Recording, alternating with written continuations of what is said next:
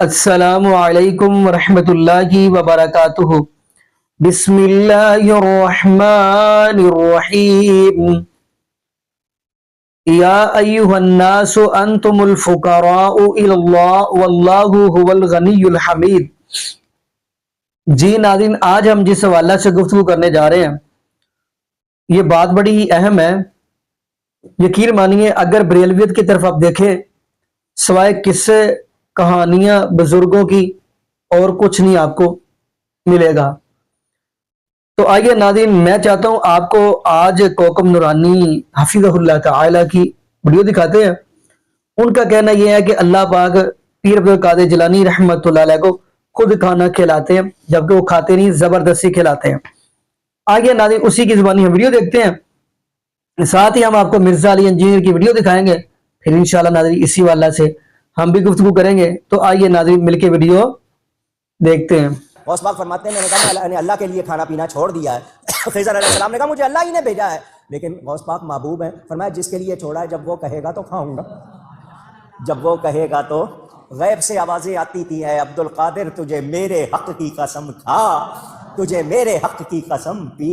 اعلیٰ حضرت فرماتے ہیں قسمیں دے دے کے کھلاتا ہے پلاتا ہے تجھے، قسمیں دے دے کے کھلاتا ہے پلاتا ہے تجھے، پیارا اللہ تیرا چاہنے والا تیرا۔ غوث پاک کو کون قسمیں دے رہا؟ اونچی لعنت ہے تیرے ایسے عقیدے کے اوپر، کلمہ پڑھ کے مسلمان ہو بے شرم انسان۔ یہ میں اپنی ذات کی خاطر نہیں کہہ رہا، یہ تو حضرت عمر ہوتے تو پہلے تو اس کی وہ کرتے نا، پھر اگلی بات اس سے کرتے۔ یہ عبد القادر اور اللہ کی جو گفتگو ہے اس کا کیا مطلب ہے؟ یہی بات اگر غلام احمد قادیانی کی طرف منسوب کی جائے تو یہ کہتے ہیں کہ وہ دجال ہے۔ اللہ اور بندے کی گفتگو جب ہو رہی ہے اور وہ بندہ پیغمبر بھی نہیں ہے تو کیا آپ کہنا چاہ رہے ہیں؟ پیغمبر کے دور کا آدمی بھی نہیں ہے، کیا آپ کہیں گے بیچ میں پیغمبر انوالو ہے؟ تو پھر آپ امت کو کیا کہنا چاہ رہے ہیں؟ اور اس بات کا جواب ان کے پاس کوئی نہیں ہوتا جب آپ ان سے پوچھیں۔ تذکرۃ الاولیاء جو تصوف میں ایک ٹیکسٹ بک ہے بزرگان دین تصوف، دین اسلام نہیں، ان کے بزرگوں کی، اس میں آپ پڑھیں تو سارے بزرگوں کے بارے میں آپ کو بالکل ملے گا وہ ڈائریکٹ اللہ سے باتیں کر رہے ہیں۔ رابعہ بصریہ کا آپ کھولیں گے چیپٹر، رابعہ اللہ سے کچھ کہتی ہیں، اللہ پھر رابعہ سے کچھ کہتا ہے۔ ان سے پوچھیں یہ کس موڈ میں گفتگو ہو رہی ہے؟ خواب بھی نہیں، بیداری میں بیٹھے میں۔ وہ کہتے ہیں درمیانی کو حالت ہوتی ہے، کشف ہوتا ہے، یہ ہوتا ہے وہ ہوتا ہے۔ یار یہ صحابہ کرام کو تو مطلب کچھ پتہ نہیں چلا، یہ ساری کہانیاں آپ نے بعد کے بزرگوں کے بارے میں کلیم کی ہیں۔ وہ تو بیچارے جنگوں کی مصیبت ہی اٹھاتے رہے، نہ ان سے نگاہ ماری گئی۔ آپ دیکھ لیں جب قادسیہ ہوئی ہے تو حضرت عمر مدینے کے باہر جا کے انہوں نے پڑاؤ ڈال دیا تھا کہ جب باہر سے کوئی خبر لے کے آئے تو مجھے پہلے پتہ چلے کہ ادھر کیا بنا ہے قادسیہ میں۔ ظاہر ہے اتنی بڑی جنگ تھی، وہ حضرت عمر ٹینشن میں تھے کہ اگر جنگ ہاری ہے تو میں پھر پیچھے سے کوئی اور پھر فوجی روانہ کروں یا ہم ریٹریٹ کریں اور کوئی اس کے لیے کوئی حکمت عملی تلاش کریں۔ تو یہ تو کہتے ہیں کہ بزرگ اس طرح دیکھ رہے ہیں دنیا کو۔ اور رب نے مجھے وہ نظر کا کمال دیا ہے کہ اللہ کے جتنے بھی شہر ہیں یہ سارے میرے سامنے ایسے ہیں جیسے میرے ہاتھ کی ہتھیلی پہ رائی کا دانہ ہوتا ہے۔ بس دیکھتے ہی رہ گئے۔ ٹھیک ہے، اسی ویسے اینج ہی دیکھنے ہیں، ساڈے بھی جڑا لیپ ٹاپ اور ٹیب وچ نا دنیا اینج سامنے آندی ہے، اینج کر کے چھوٹی وڈی بھی کر لینے ہیں۔ اور اتنے بڑے بزرگ نے جنہوں نے سانو یہ بنا کے دیتے ہیں، لیکن وہ ہے کافر سن، گورے، انہوں نے سانو یہ چیزاں بنا کے دیتی ہیں۔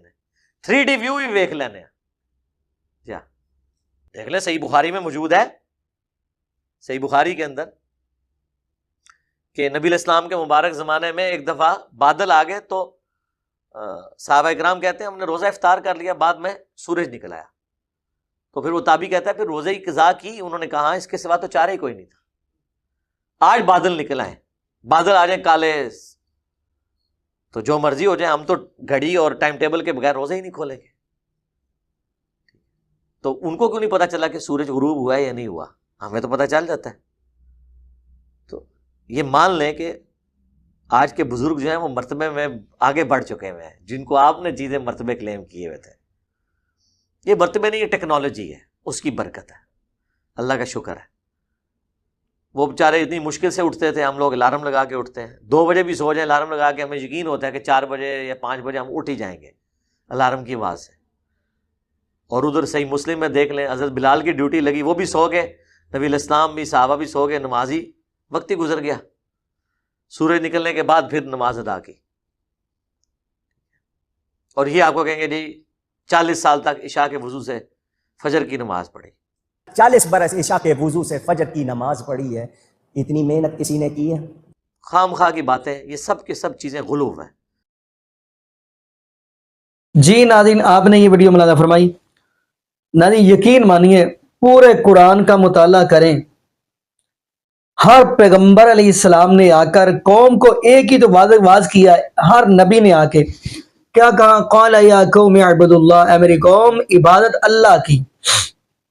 لیکن یقین مانیے اگر آپ ہندوؤں سے پوچھیں، اب دیکھیں گے مکے کے جو کافر تھے، ابو جہل ہی تھا، اس سے جب سوال کیا جاتا تھا کہ بتاؤ کہ اللہ کتنے ہو، کہتے اللہ ایک ہی ہے، عبادت اس کی ہونی چاہیے، لیکن وہ ساتھ یہ بھی کہتا کہ یہ جو ہم نے بت بنائے ہیں نا، یہ مورتی، یہ ان کی وجہ سے ان سے ہم سوال کرتے ہیں، یہ آگے بات کو چاہتے ہیں۔ یعنی کہ وہ کہتے ہیں کہ ایک معاذ اللہ، ایک اللہ اکیلا نہیں، یہ ہمارے بت بھی سارا کچھ کرنے والے ہیں ساتھ۔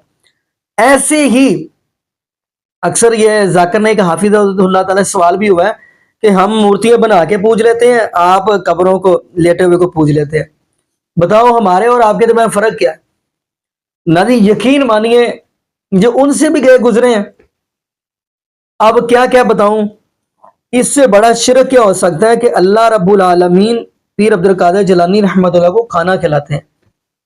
کہانی کہاں پہ لکھی ہے پتہ نہیں ہے، عوام واہ واہ واہ تو کہہ رہی ہے سبحان اللہ۔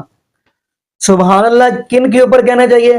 جہاں پہ رب العالمین کا قرآن آ جائے اور نبی پاک صلی اللہ علیہ وسلم کا فرمان آ جائے، وہاں پہ سبحان اللہ کہنا چاہیے۔ یہاں پہ کہتے ہیں چلنے دو جو چلتا۔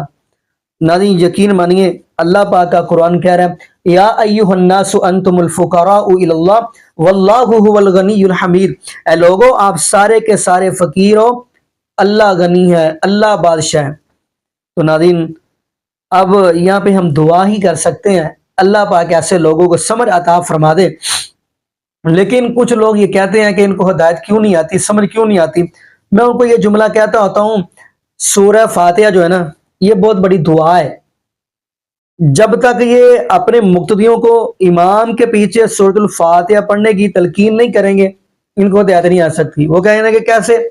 میں کہ جب مقتدی نماز کے اندر کہے گا اہدنا الصراط المستقیم، ہدایت دے ہمیں اللہ سیدھے راستے کی، تو پھر یہ ہدایت آئے گی جب بندہ مانگے گا تو۔ لیکن ناظرین یہاں پہ پڑھنے نہیں دیتے۔ خیر ناظرین میں یہ بھی جملہ کہہ دوں، جہاں پہ عقل ہو وہاں پہ شرک نہیں ہوتا، جہاں پہ شرک ہو وہاں پہ عقل نہیں ہوتی۔ ناظرین یہاں پہ دعا کرتے ہیں اللہ پاک ایسے لوگوں کو سمجھ عطا فرما دے، اور اگلی بات اللہ پاک ہمیں نبی پاک صلی اللہ علیہ وسلم کی شریعت کے مطابق زندگی گزارنے کی توفیق دے، اور اللہ پاک ہمیں 5 وقت کا پکا اور سچا نمازی بنا دے، اور جتنے بھی بے اولاد جوڑے ہیں اللہ پاک سب کو نیک نورینہ صحت تندرستی والی ایمان والی لمبی زندگی والی اولاد عطا فرما دے۔ جزاکم اللہ خیرہ، احسن الجزاء، السلام علیکم ورحمۃ اللہ وبرکاتہ۔